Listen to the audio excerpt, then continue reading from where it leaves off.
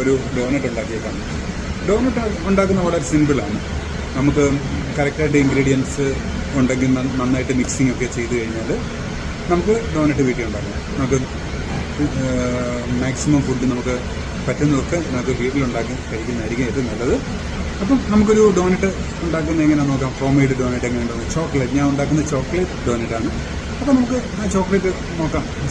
അപ്പോൾ അതിന് വേണ്ടുന്ന ഇൻഗ്രീഡിയൻ്റ് എന്ന് പറഞ്ഞാൽ 500 gram flower, 100 gram sugar, 100 gram milk powder, പിന്നെ ഒരു 10 ഗ്രാം സോൾട്ട് മതിയാകും. ഒരു ഈസ്റ്റ് 20 ഗ്രാം. നമുക്ക് ഇംപ്രൂവർ ചേർക്കുന്നുണ്ട് 10 ഗ്രാമെങ്കിൽ ഈസ്റ്റ് നമുക്ക് കുറച്ച് ചേർത്താൽ മതി. അല്ല ഇംപ്രൂവർ ഇല്ലെങ്കിൽ 20 ഗ്രാം ഈസ്റ്റ് ചേർക്കണം. പിന്നെ നമുക്ക് ബട്ടർ ഒരു 100 ഗ്രാം, എഗ് 2, പിന്നെ വാട്ടർ ഒരു 200 ml.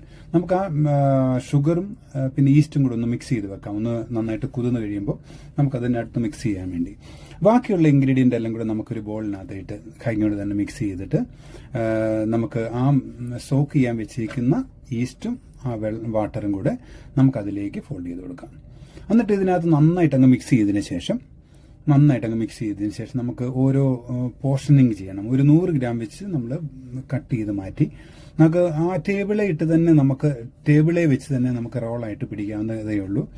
നമുക്കങ്ങനെ റോളായിട്ട് പിടിച്ച് നമുക്ക് ഒരു ചെറിയൊരു ട്രേയിലേക്ക് അല്പം ഓയിലൊന്ന് അപ്ലൈ ചെയ്യണം. ഒരു ചെറിയ ട്രേയിലേക്ക് ഓയിൽ അപ്ലൈ ചെയ്തിട്ട് നമുക്ക് ഈ നമ്മൾ കൈകൊണ്ട് പിടിച്ച ബോൾ നമുക്ക് ശരിക്കും അറേഞ്ച് ചെയ്ത് കൊടുക്കാം. എന്നിട്ട് അതിന്റെ മുകളിലും അല്പം ഓയിൽ ഡ്രൈ ആകാതിരിക്കാൻ വേണ്ടി അപ്ലൈ ചെയ്യണം. എന്നിട്ട് നമുക്ക് ആ സെൻറ്റർ ഭാഗം ചെറിയൊരു കട്ടർ ഉപയോഗിച്ച് അങ്ങനെ കട്ട് ചെയ്തെടുക്കാം. കട്ട് ചെയ്തതിന് ശേഷം നന്നായിട്ടത് എന്തെങ്കിലും വെച്ച് കവർ ചെയ്ത് എയർ സർക്കുലേഷൻ പാടില്ല. നന്നായിട്ട് കവർ ചെയ്ത് വെച്ച് 2 മണിക്കൂർ വെക്കണം. വെച്ചതിന് ശേഷം അതിപ്പം നന്നായിട്ട് പ്രൂവ് ആയിട്ടുണ്ട്. അതിനുശേഷം നമുക്കത് ഫ്രൈ ചെയ്തെടുക്കാം.